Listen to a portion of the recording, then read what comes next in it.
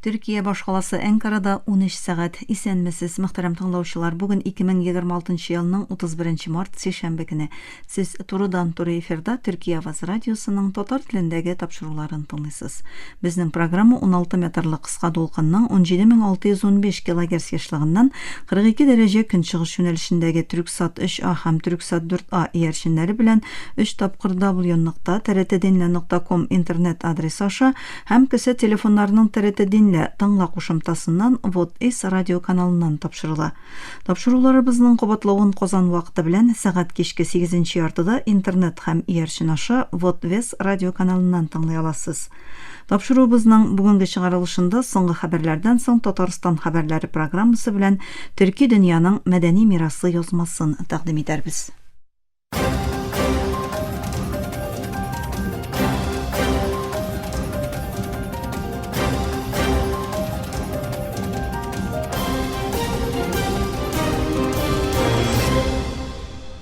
Соңгы хәбәрләр белән башлыйбыз.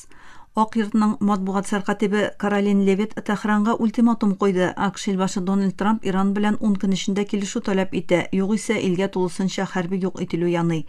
6 апрельдәге срок якынлашканда АКШ төбәккә меңләгән диңгез пехотачысы һәм парашютчыларын җибәрә, һәм инде 11 мең хәрби очыш башкарган компанияны көчәйтә. Левит махсус сөйләшүләр нәтиҗәле булды дип әйтсә дә, Трамп шартлар үтәлмәсә яки Ормуз бугазында ниндидер өзеклек булса, АКШ Иранның электр станцияларын һәм нефть инфраструктурасын тулысынча юк итәчәк дип кисәтте. БМОның Ливандагы тынычлык саклау миссиясе Израильнең җир өсте басып алу вакытында көньякта 24 сәгать эчендә булган икенче үлемчел вакыйгада 2 хезмәткәрнең үлеме турында хәбәр итте. ЮНИФИЛ хәбәр итүенчә, билгесез сәбәп аркасында шартлау аларның машинасын юк иткән. 2 Индонезия тынычлык кеше гаскәри һәлак булган, икесе яраланган, берсенең хәле авыр. Бер көн элек ЮНИФИЛ позициясе янында снаряд төшкәннән соң тагын бер Индонезия тынычлык кеше гаскәри һәлак булган, өчесе яраланган иде. ЮНИФИЛ тикшерү башлаган һәм БМО тынычлык саклау операциялары җитәкчесе Жан-Пьер Лакруа һөҗүмнәрне гаепләп, тынычлык саклау кешеләренә куркыныч тудыра торган барлык гамәлләр туктатылырга тиеш дип әйткән. Израиль парламенты Кнессет Фәләстинле тоткыннарга үлем җәзасы бирү турында канун кабул иткәннән соң глобаль реакциялар артты. Тәнкыйтьчеләр бу адымны сугыш җинаяте дип бәяләде. Фәләстин җитәкчелеге һәм Хамас канунны геноцидны легалләштерүгә юнәлтелгән фашистик адым һәм Женева килешүен бозу дип гаепләделәр. Премьер-министр Нетаньяху законны 62-гә 48 тавыш белән хуплаган булса, БМО һәм Европа илләре, шул исәптән Германия һәм Франция, канунның дискриминация булуын һәм яшәүгә төп хокукны бозу турында кисәттеләр. Мисыр һәм Иордания Израильнең расист сәясәтенең үз билгеләнү хокукына каршы торуын һәм бөтен төбәкне тотрыксызландыру белән янавын белдерделәр. Гаитиның Артибонеты төбәгендә банда һөҗүме илнең куркынычсызлык кризисын тагын да тирәнәйтте. Вакыйгада ким дигәндә 70 кешенең гомере өзелде һәм меңләгән кеше яшәгән җирләрен ташлап китте. Кеше хокукларын яклау оешмалары Гранд Гриф бандасын Жандени һәм Понзонтта 50-дән артык йортны яндыруда гаепләде. Хөкүмәтнең гамәл кылмавын җинаятьтә катнашу дип атады. Полиция үлем саны кимрәк булуын хәбәр итте, ләкин шаһитлар гаиләләренең өметсез шартларда качуын аңлаттылар. Бу күпләп үтерү еллар дәвамында банда көч куллануы һәм сәяси тотрыксызлык белән көрәшкән илдә соңгы канлы вакыйга булды. Җирле матбугат хәбәр итүенчә, Италия Төркиядә җитештерелгән Байрактар ТБ3 пилотсыз очкычларын үзенең диңгез флотына интеграцияле. Бу аның Кавур авиаташучысы өчен мөһим яңарту булып тора. Диңгез флоты командиры адмирал Энрико Кредина күптән түгел парламент утырышында сатып алу планнарын раслады. Төркиянең Байкар технология компаниясе тарафыннан эшләнгән ТБ3 сугышта исбатланган ТБ2-нең диңгез версиясе. Авиаташучы палуба операциялары өчен эшләнгән пилотсыз очу аппаратлары Италия флотының диңгез күзәтүен һәм һөҗүм мөмкинлекләрен яхшыртачак.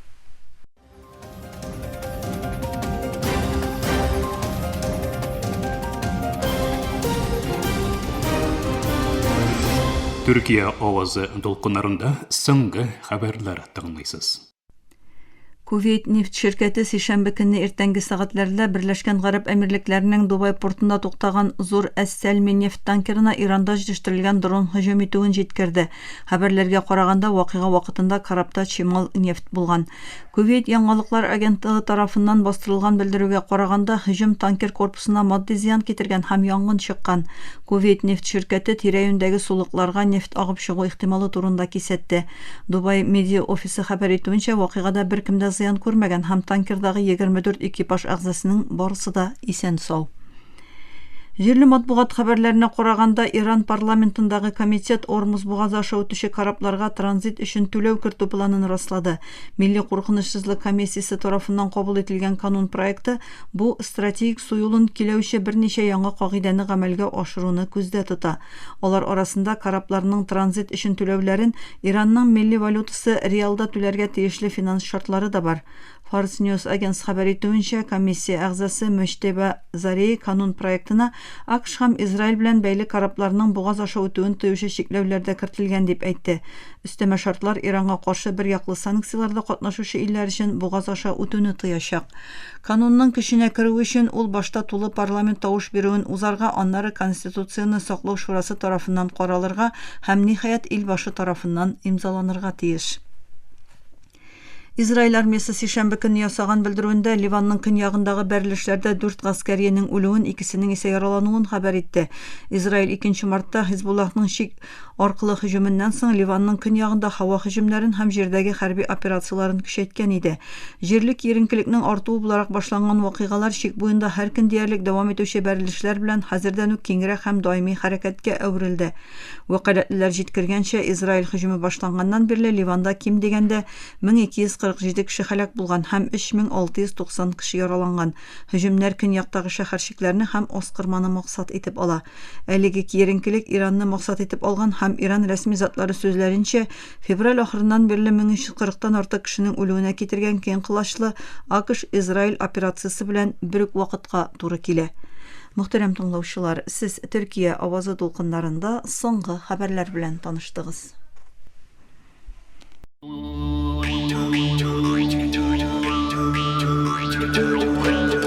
Төрки дөньяның мәдәни мирасы.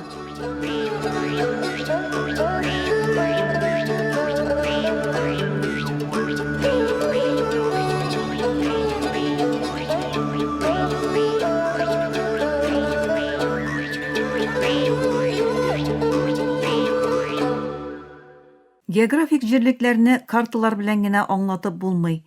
Кай вакыт ул халык җырында, кай вакыт бишек җырында, кай чак туй барабаны тавышында чагылыш таба. Кешеләр еш кына үз тамырларын иң тирәннән яңгыраган көйләрдә табалар. Төрки дөньяның мәдәни мирасы тапшыруыбызның бүгенге чыгарылышында гасырлар дәвамында борынгы Месопотамиянең үзәгендә Диҗлә һәм Фәрәт елгалары арасында яшәгән Гыйрак төркмәннәре турында сүз алып барабыз.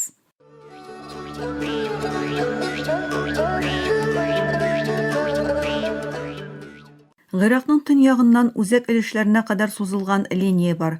Тарих китапларында кай вакыт моны төркмән эле дип атыйлар.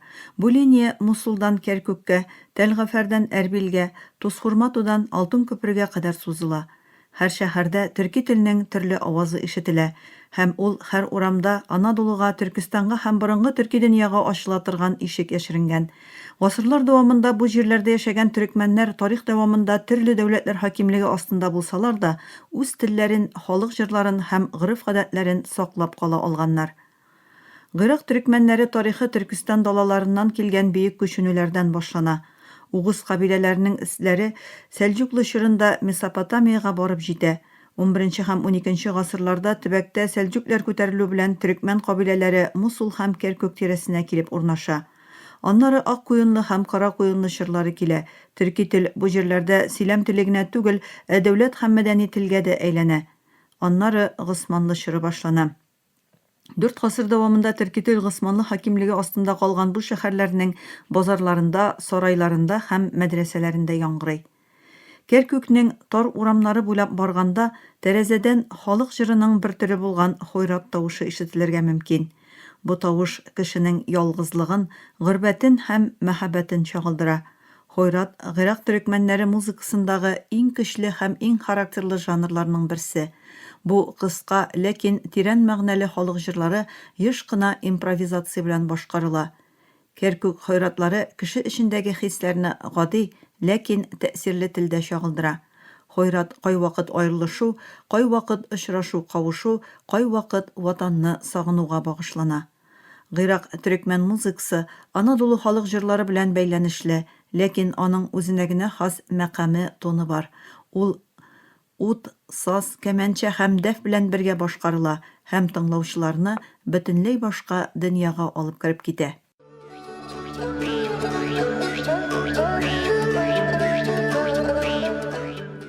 Кунакчылык Гыйрак төрекмәннәре мәдәниятында мөһим урын алып тора.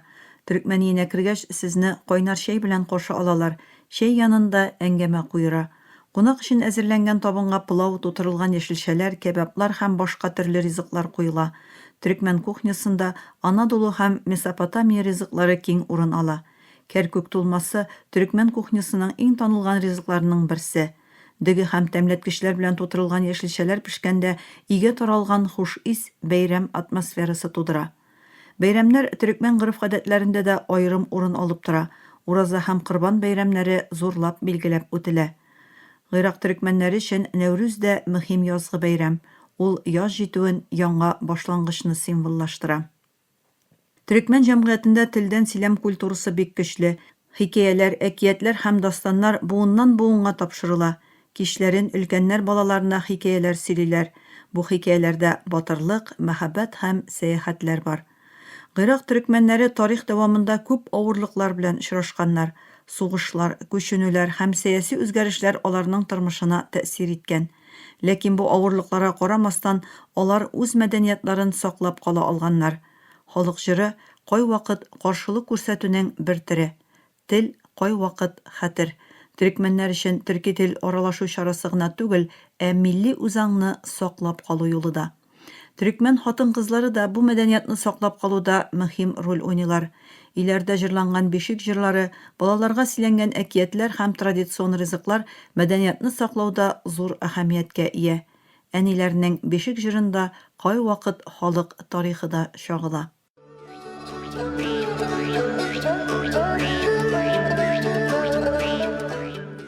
Бер кичтә Керкүктә кояш байганда халык җыры хойрат ишетелә. Бу хойрат эчендә гасырлар авазы, бәлки күченү хатирәсе, бәлки мәхәббәт тарихы, ләкин иң мөһиме халыкның яшәү теләге бар.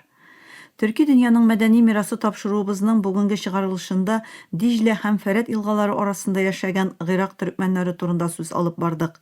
Аларның җырларында кайгы да, өмет тә, үткәннәр дә, киләчәк тә бар. Тапшыруыбыз ахырына якынлашканда Керкүк хойратының кайтавазын күз алдыбызга китерик. Бәлки ут белән бергә, бәлки бер кеше үзе генә җырлаган көй белән бергә ул безгә шуны искә төшерә. Мәдәният халык хәтере һәм халык җырлары шул хәтернең иң матур теле. Мөхтәрәм тыңлаучылар, Төрки дөньяның мәдәни мирасы тапшыру тезмәбезнең бүгенге чыгарылышында Гыйрак төрекмәннәре турында сүз алып бардык. Киләсе тапшыруда күрешкәнгә кадәр исән, имин булыгыз.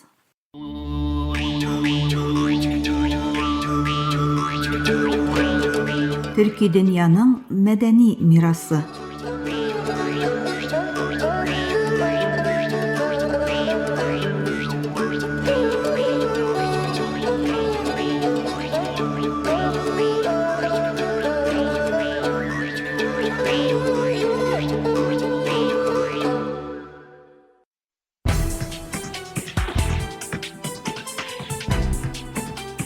Татарстан хәбәрләре.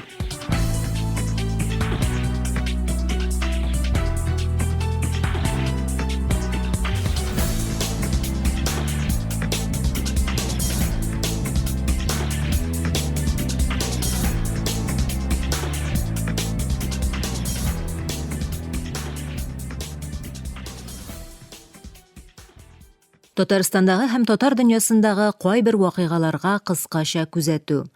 Qozan Federal Universitetinin Filologiya һәм мәдәният ара багланышлар институтында диктор профессор Фуат Галимуллинга 85 яшь тулуга багышланган әдәби музыкаль кичә узды.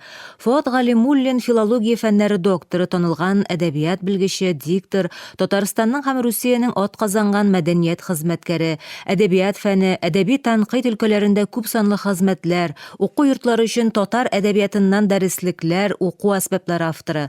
Ул ярты гасырдан артык гомерен югары белем бирү системасына багышлый, татар әдәбиятын өйрәнүчеләрнең берничә буынын тәрбияли.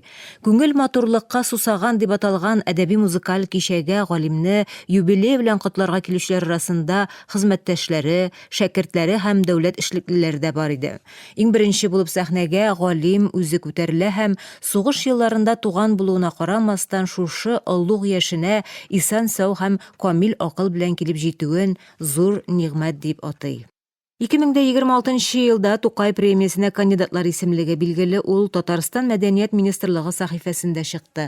Кандидатлар арасында Казанга Тукай кайткан спектакленең иҗат төркеме, үткелләрне үтү дөнья көтү шигырьләре җыентыгы өчен Илсияр Гарипова, Әхмәров, Ватан, Алиш китаплары, Танкистлар повесте өчен Рафис Корбанов, дәвамы бар шигырьләр һәм поэмалар җыентыгы өчен Лилия Гайбадуллина, Татарстанның күренекле әдәбият һәм сәнгать әһелләре образлары галереясын булдырган өчен танылган кинооператор Юрий Гвоздь, Кара Пулат операсы өчен Эльмир Низамов, Сырнай моңы диск составына кергән татар халык җырлары циклы өчен Шамил Әхмәтҗанов һәм башкалар бар.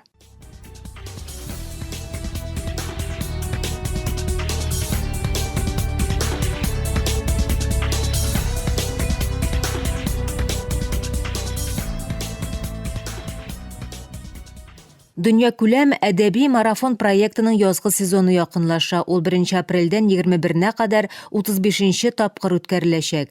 Әдәби марафон проекты татар әдәбиятына мәхәббәт тәрбияли. Аны гадәттә укытучылар, китапханәчеләр, гаиләдә туган телне олылаучылар, Татарстаннан читтә татар телендә китаплар укып, туган телне кадерләп, саклап торучылар көтеп ала ди оештыручылар. Марафонда катнашу өчен bilim.ru сәхифәсенә кереп, сылтама буенча күчеп катнашырга теләк белдерү кирәк. Төркиянең Анталия шәһәрендә бөек шагыйрь Габдулла Тукайның тууына 140 ел тулуга багышланган әдәби музыкаль марафон башланды. Тукай аһәңнәре исемле айлык 26 марттан 26 апрельгә кадәр уза. Без бу марафонны бөек Тукайыбызның иҗатын, татар әдәбияты һәм мәдәниятен чит илдә дә киңрәк таныту, популярлаштыру максатыннан башладык ди оештыручылар. Катнашучылар өчен түбәндәге номинацияләр каралган: Тукайның шигырьләре, поэмалар, әкиятләре, Тукай шигырьләренә язылган җырлар һәм романслар, Тукай әсәрләре буенча театраль күренешләр, Тукайга багышланган әдәби әсәр. Туган теле татар теле булмаган катнашучылар өчен махсус номинация гамәлгә кертелгән. Финалистлар 26 апрель Габдулла Тукайның туган көнендә Анталиянең иң матур сәхнәләренең берсендә чыгыш ясаячак һәм бүләкләнәчәк. Катнашучыларның видео язмаларына жюри әгъзалары бәя бирә. Алар шагыйрә, прозаик журналист Шәмсия Җиһангирова, шагыйрь Рәмис Аймәт, милләте түрек булып татар әдәбиятын Төркиядә танытучы шәхес, язучы Фатих Котлу, музыка белгече, композитор Гөлназ Җиһангирова.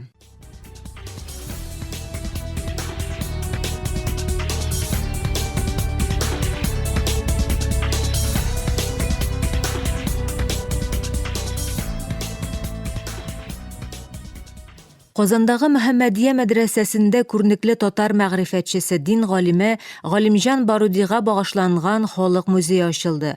Әлеге музей Баруди мирасына багышланган беренче даими музей экспозициясе. Музейны оештыручыларның берсе педагогика фәннәре кандидаты, доцент Галимҗан Баруди мирасын өйрәнүче Разыя Сахипова. Ул музей булдыруга йөзләгән шәхеснең үз өлешен кертүен белдерә. Музей оештыру эшен 2017-2018 уку елында Галимҗан Барудиның иҗатын, тирәнтен өйрәнүдән башлаганнар. 2023-2026 еллар дәврендә музейга экспонатлар җыйганнар.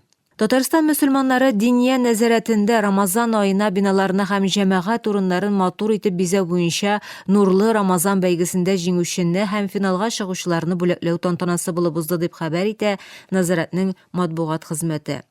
Диния нәзарәт рәисе Татарстан мөфтие Камил хәзрәт Сәмигуллин кунакларны сәламләп бәйгедә катнашучыларның барысына да изге ниятләре өчен рәхмәтен белдерде һәм Рамазан ае хөрмәтенә җәмәгать урыннарын бизәү әлеге мөбарәк айның әһәмиятен һәм фазиләтләрен искә төшерү булып хезмәт итә дип ассызыклады. Без бәйге үткәрүнең уңай нәтиҗәләрен күрәбез. Күп кенә оешмалар һәм кибетләр үз эшләрен конкурска җибәрмәсәләр дә урамнарны һәм биналарны Рамазан аена бизәп куялар. Бу исә әлеге башлангычның хуплау табуын һәм ихтыяҗ булуын күрсәтә дип билгеләп үтте Камил хәзрәт. Биналарны һәм урамнарны Рамазан ае хөрмәтенә бизәп, без кешеләргә бу айның бөеклеген күрсәтәбез. Раббыбыз разый булсын, бу башлангыч дәвам итсен, диде ул. Мөхтәрәм тыңлаучылар, тапшыруны әзерләгәндә Интертат электрон газета, Татар-информ мәгълүмат агентлыгы, Татарстан рәисенең порталы һәм башка рәсми чыганаклардан файдаланылды.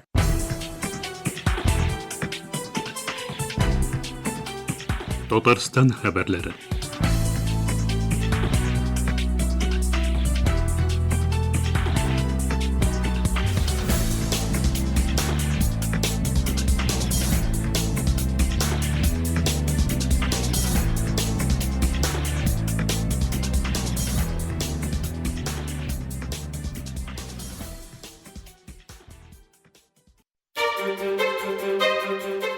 Burası Türkiye'nin Sesi Radyosu. This is the voice of Turkey. Hier ist die Stimme Türkiye's.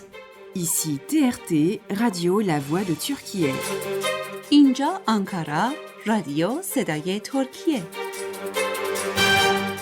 هنا إذاعة صوت تركيا. Danışır Türkiye'nin Sesi Radyosu. Ovdi Radio Glas Türkiye. Türkiye'nin Sesi Radyosu. Qui è la radio La Voce della Turchia. Esta es la voz de Türkiye. Слушате емисията на български език на Радио Гласът на Тюркия. Юфлет Зари и Türkiye. 这里是土耳其之声广播电台。 اینجا انقره رادیو صدای ترکیه. دا ترکیه رادیو خصوم ترکیه زاین رادیو گایانه. Eterçiye Radyo Sadburi Türkiye Sıkma. Ovada Türkiye Ünü Radyosu. Aici Radio Vocea Türkiye. Говорит голос Türkiye. Efirde Türkiye Ovası. Gepleyer Türkiye'nin Fethi Radyosu. Ye Saday Türkiye. Anlavatkanlar Türkiye Avazı Radyosu. Evo İfonitis Türkiye. Ovdi Radio Glas Türkiye. Gider Radio Cumhuriyet Türkiye. Ini adalah Radio Suara Turkiye. Hii ni idhaa ya Kiswahili, sauti ya Turkiye. Este es Radio Voz de Turkiye. こちらはトルキエの声ラジオです。 Zborova Glasot na Türkiye. Efirde Türkiye Ovazı Radyosu. It Türkiye hangi radyoya? Ovdi Radio Glas Türkiye. Türkiye Ünü Radyosu. Burası Türkiye'nin Sesi Radyosu.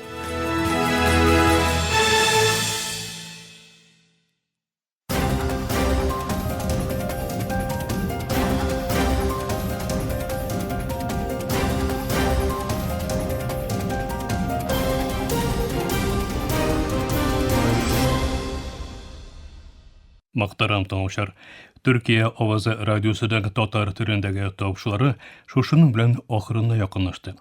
Біздің программа әр күн Түркия һәм Казан вакыты белән көндезге сәгать 1-дә 16 метрлы кыска толкынның 17615 килогерц эшлегеннән Түрксат 3А һәм Түрксат 4А ярышны белән 3 тапкыр w.trt.dinna.com интернет адресы аша һәм кесе телефоннарының TRT Dinna тыңна кушымтасыннан Voice of Turkey Вот East радио каналынан тапшыла. Ярты сәгатьлек тапшырыбызның кабатлавын Түркия һәм Казан вакыты белән сәгать кичке 8-нче артыда 42 дәрәҗә көнчыгыш юнәлешендәге Түрксат 3А һәм Түрксат 4А ярышлары белән 3 тапкыр w.trt.dinna.com интернет сәхифәсе аша Вот Вес радио каналынан тыңлый аласыз. Әлегә без сезнең белән саубуллашабыз, эфирдә киләсе очрашуга кадәр.